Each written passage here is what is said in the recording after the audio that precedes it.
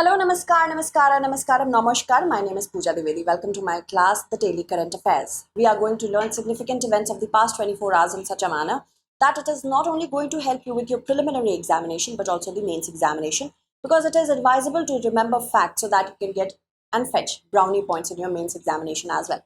Do not need to worry about making notes because I provide you notes in the form of the current PDF that I'm using through my Telegram channel, that is by the name of Pooja Dwivedi UPSC. If you have any questions regarding this examination, you can talk to me on my Instagram. So these are the many events that we have to cover today. First is of course the practice question that I gave you. I will answer that question correctly, and then you have already, if you have commented, you will get your names by the end of the segment, those who ever have answered it correctly. So P2I batches are being launched from 23rd of August, that is tomorrow. Make sure that you take admission as soon as possible so that you do not miss the live sessions, because live sessions will be conducted on a daily basis from 6 p.m. This will be an evening batch. For Hindi, English and English students, we have 3 separate batches so that study IQ becomes accessible to all.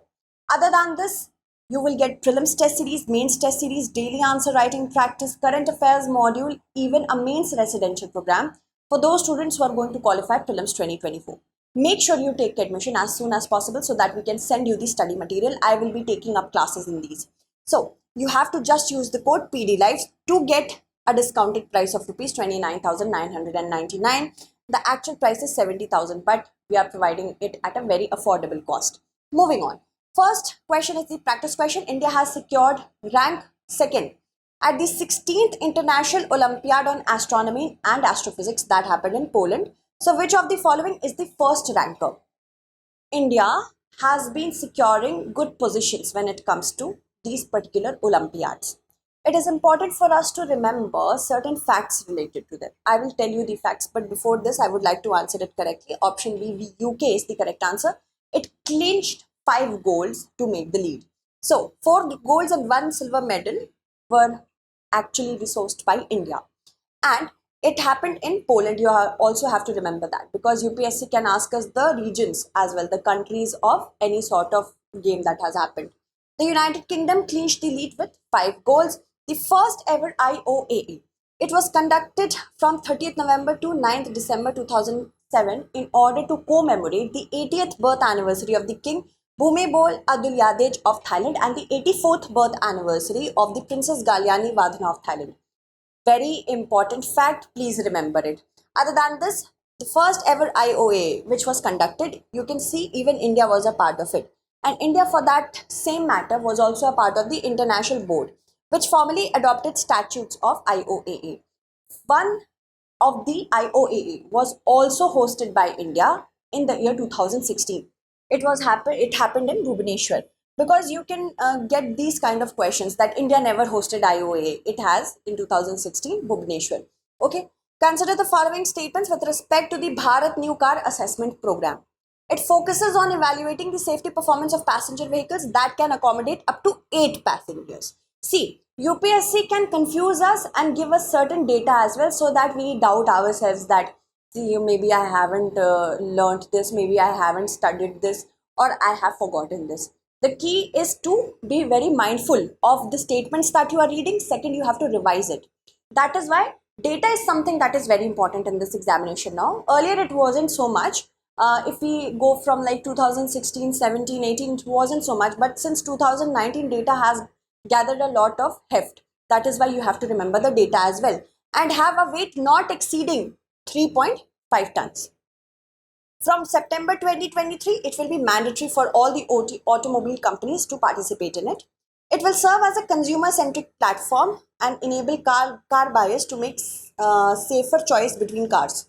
So what do we have to see?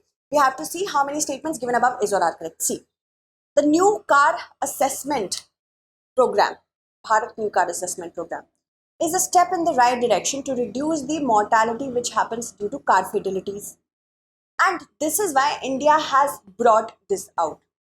We have an aim to reduce mortality by road accidents by 50%. The year is 2024.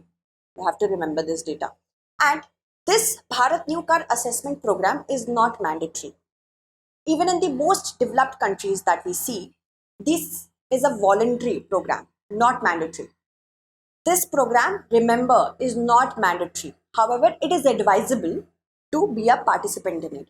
So, for that very matter, second statement is incorrect. It focuses on evaluating the safety performance of passenger vehicles which can accommodate up to 8 passengers.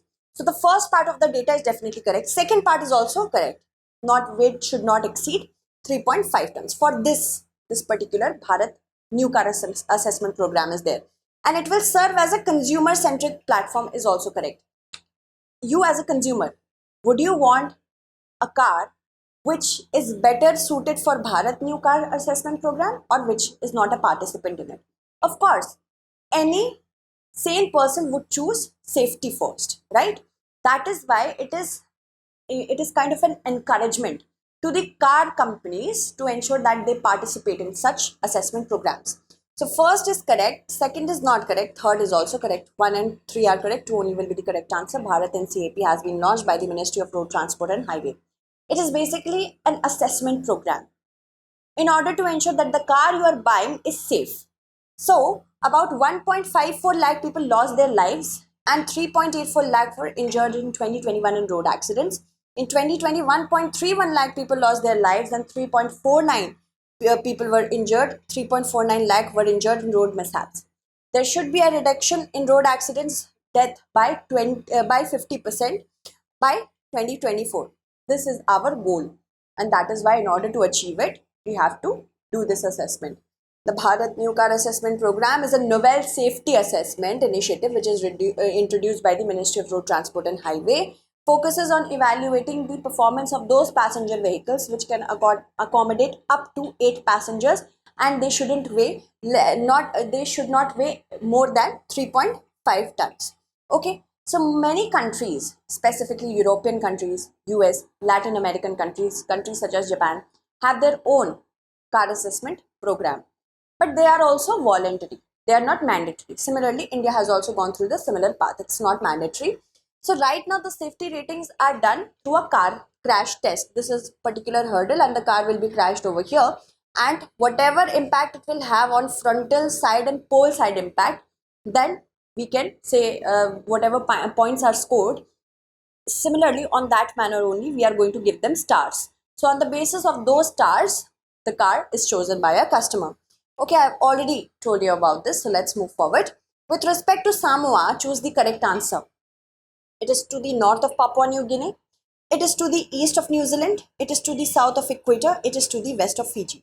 So, why are we discussing it? Because the first Foreign Office consultation, FOC, happened between India and Samoa, and that was in Apia. And on the grounds of many things, health, education, ICT, development, everything was discussed over here. And that is why India is engaging a lot with Pacific countries, because India wants to ensure that China doesn't have a dominance over here. And Samoa will also host the next Commonwealth Head of Government meeting on 21st of October next year, not this year. All right. So Samoa is over here. It is, as you can see, to the north of New Zealand, to the northeast of Fiji, to the east of Papua New Guinea. So let us see what is the matter here. It is to the north of Papua New Guinea? No. To the east. It is to the east of New Zealand? No. Northeast. It is to the south of Equator? We'll see that. But it is to the east of Fiji as well. So, northeast of Fiji. And here is Equator. It is to the south of Equator. So, only that statement will be correct. Okay, because we had to select the correct statement. So, it is to the south of Equator will be correct. UPSC loves these kind of map-based questions. So, make sure that you are very thorough with them. Consider the following: Parliament election candidates, members of Rajya Sabha, Comptroller and Auditor General of India, State Ministers. How many of the above take an oath according to the third schedule of the Indian Constitution, where oaths are actually given? As in, to the person whom to administer these oaths, it is scheduled according to the third schedule. The Parliament election candidates do it, Member of Parliament do it, and Member of Rajya Sabha are also Member of Parliament. So, that is also correct. Comptroller and Auditor General and State Ministers, all four do it. So all four will be the correct answer. External Affairs Minister Dr. S. Jaishankar, along with 8 other newly elected members of the Rajya Sabha, have been administered oath by the Rajya Sabha chairman, and others include Nagendra Ray, Keshri Dev Singh, Digvijay Jhala, Babu Bhai Jesang Bhai Desai, he's from BJP. Derek O'Brien, Dola Sen, Sukhendu Shankar Ray, Prakash Chik Parel, and Samirul Islam. These are the newly elected members of the Rajya Sabha. So, if we talk about the third schedule, Union Ministers of India, Parliament election candidate, members of the Parliament, of course, Lok Sabha, Rajya Sabha, Supreme Court judges, Comptroller and Auditor General, State Minister, State Legislature elections candidate, State Legislature ministers, High Court judges, all get their oaths through the third schedule of the Indian Constitution. So, with respect to Malabar Maritime Exercise, consider the following statements. Since 1992, it is being conducted on an annual basis. Japan joined this exercise as a permanent member in the year 2007, and Australia joined the exercise in 2021. So, how many statements given above is or are not correct? We have to see that. Malabar is a war gaming exercise. It was conducted as a bilateral exercise in the year 1992 between the USA and India. This was again conducted in 1995-1996, but there was a break until 2002. When India conducted nuclear test, this exercise was stopped as a sanction only. But since the year 2002, it has been conducted on an annual basis since 2002. Okay. So first statement is incorrect. Japan joined the naval exercise as a permanent member in the year 2015. Alright. But it did participate in 2007 along with certain other countries such as Australia, Singapore. Australia joined the exercise in the thick of Galwan clash, that is in 2020. So first, second and third, all three are incorrect. All three will be the correct answer here because we had to select the not correct one.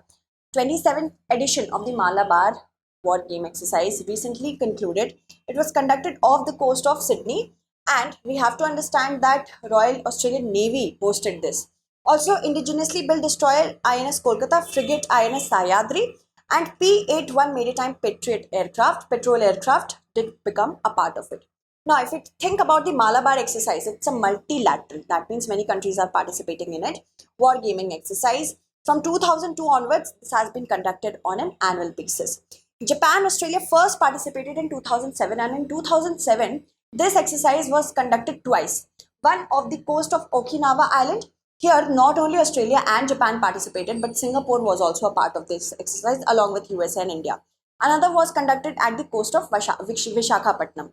And we have to understand that this 2007 was the year when this exercise was conducted far from the coast of India.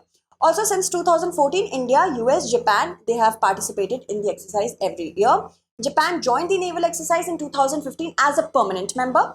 2020 participation happened between all the members of the Quad, and second time that Australia participated in the Malabar series of naval exercise in 2020. Before that, it was 2007. Moving on, we have to match the region with the district. Garhwal, Nainital, Kumaon, Pithoragarh, Bundelkhand, Mahoba, Amravati, Buldhana. Okay, so these are different regions and they are divided into districts. So we have to answer it correctly. How many pairs given above is or are correct? Nainital and Pithoragarh, both are a part of, as you can see, here it is. I will take the help of the map. Nainital is here and Pithoragarh. Both are part of the Kumaon division. If we talk about the division of Garhwal, Garhwal consists of Uttarkashi, Chamoli, Rudraprayag, Tehri, Dehradun, Haridwar and Pauri. Other than this, Kumaon consists of Pithoragarh, Bageshwar, Almora, Nainital and also Chapawat. So these are the Udham Singh Nagar as well. These are the important regions. So you have understood that Nainital as well as Pithoragarh both belong to Kumaon. Okay, Nainital and Pithoragarh. But Garhwal here is incorrectly matched. So first is incorrect, second is correct. Bundelkhand, Mahoba, yes. And Amravati, Buldhana, yes. So first is incorrect, second is correct, third is correct, fourth is correct. How many are correct? 3 only will be the correct answer. Uttarakhand, the State Meteorological Department has issued a red alert. It's going to receive heavy rains in the upcoming 2 days. And it is very scary because right now we are seeing the status of Himachal Pradesh. And as you can see, Bundelkhand spans across southern region of Uttar Pradesh, northern region of Madhya Pradesh, consisting of many important districts such as Jalon, Datia, Jhansi, Hamirpur, Mahoba, Tikamgarh, Lalitpur, Sagar, Damoh, Panna, Chhattarpur, Banda, Chitrakoot as well. If we talk about Amravati, here is Amravati division, which consists of Yavatmal, Vashim, Akola, Amravati itself, and Buldhana, where we have the Lonar Lake, the crater lake. Alright, let's move forward, talk about the next one. With respect to the Eklavya Model Residential School Scheme, consider the following statements. It started in the year 1997-1998. Each school has a capacity of 480 students, catering to the students from class 6 to 12th. Every block with more than 50% ST population and at least 20,000 tribal persons will have an AMRS. So this is a purely data-based question which could be asked, also current related. All three, let's see how many of the above are not correct. All three are actually correct. It is in order to ensure that Eklavya schools, they cater to the need of scheduled tribe students not only for their academic development but also all-round development. These are at par with the Navodaya school. So all three are correct. Not correct? None will be not correct. The students of Eklavya Model Residential School have visited the Rashtrapati Bhavan today to meet the Prime Minister. This scheme started in 1997-1998 as a very, you can say, flagship intervention of the Ministry of Tribal Affairs. It focuses not only on the academic education but also the overall development.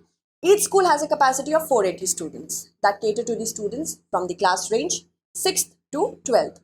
Article 275 of the Constitution, under it only, this is a very important fact, under it only the grants take place for the Eklavya Residential Model School. In order to give further impetus to it, it was decided in 2022 that every block with more than 50% ST population and at least 20,000 tribal persons will have an Eklavya Model Residential School. These will be at par with the Navodaya. This is a practice question for you to practice. The G20 Pandemic Fund has recently granted which of the following sum to India's Department of Animal Husbandry and Dairy? These are the given options. You have to answer the correct answer. Let me take the names of those students who have answered the last question correctly. Many of you have answered the last question correctly. So stay with me a moment. I will tell the names of those students. So Vivek has answered it correctly. Simran, Riya, Mandeep, Swapna, Prabhat, Anjali, also Shambhav, Tejas, one name is unreadable to me, Mansi, Priyadarshan, also Utkal, Abhishek. Yes, Shambhav, these names which I took in ES track. ES track actually are different core group of stations in different countries, 7 countries, 7 core group stations which are going to assist the Chandrayaan when it comes to landing and later on as well. Okay. Also, these current affairs will be important not only for your prelims but also for the mains examination. Let me take the names of other students as well. Yes, Jintu has answered it correctly. Dilshad has answered it correctly. Yashwant has answered it correctly. All the very best for this question as well. I will take your names in the upcoming class as well. Thank you.